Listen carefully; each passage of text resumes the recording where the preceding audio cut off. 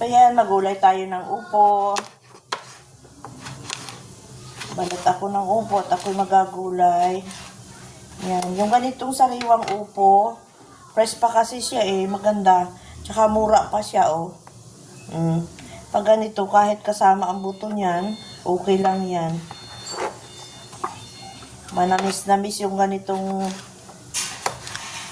sariwang upo, masarap. Lalagyan ko siya ng giniling at hipon. Haluan ko siya ng giniling at hipon.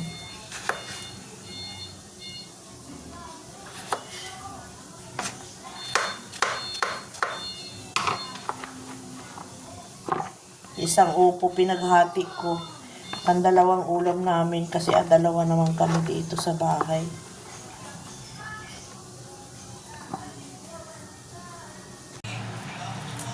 Yan.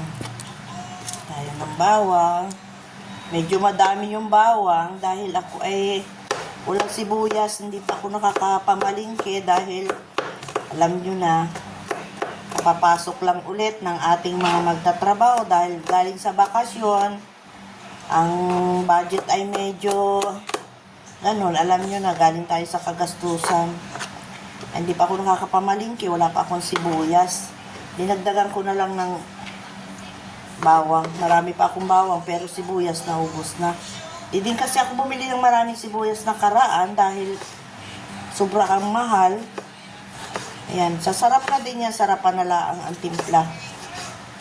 Gawa na lang ang paraan kung paano sasarap.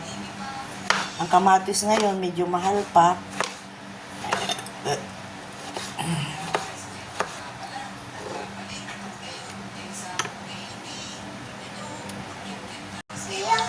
Ayan, mag-ano tayo ng sugpo, ng hipon, mga tira pa itong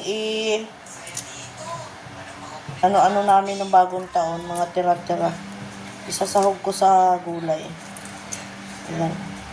Yung ulo nito aking didikdikin at isasahog ko sa ibang ulam. Oh, wait lang. Huwag ka magulo. At ako'y gumagawa ako ng ano. Wait lang, hintayin mo ako. Wait lang. Doon ka na. No. Hintayin mo ako. Wait lang, huwag mo akong guluhin, baby. Nag-aano ako Doon ka lang. Wait lang, saglit lang to,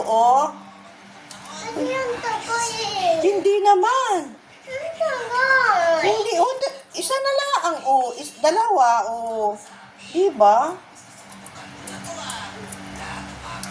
Ang kulit na ako. Di ba may, manood ka lang doon. Ayaw ko Ano ba kasi bibilihin mo? Bakit ka?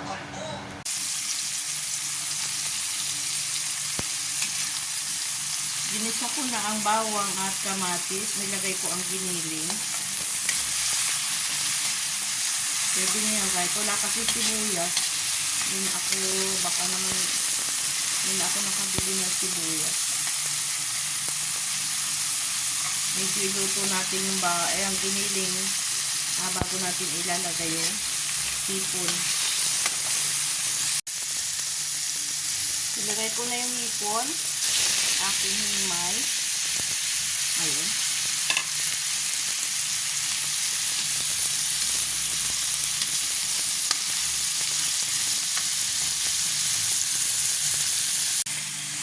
Hindi tayo ng paminta dyan. Pamintang durong. Lagay na natin itong gulay.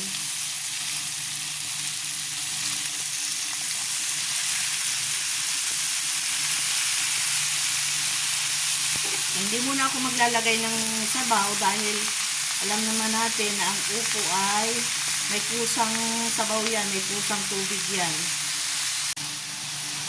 Yan, maglalagay ako ng cubes na hipon din para dagdag pampasarap po sa ating gulay na upo.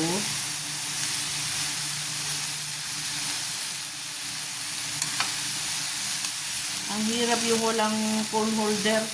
Ang hirap, hindi ko mahalo maigi.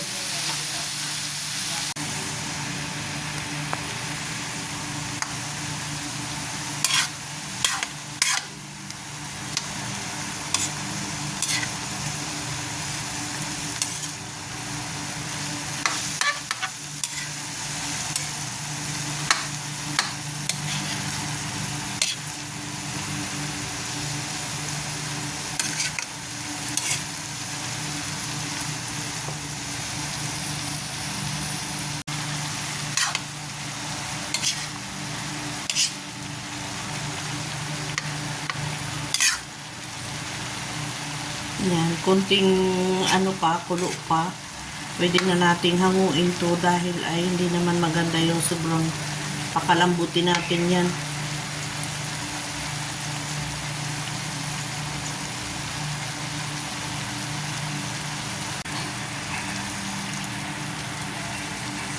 Ayan, pwede na natin siyang hanguin dahil luto na yan at may tamang lasa na.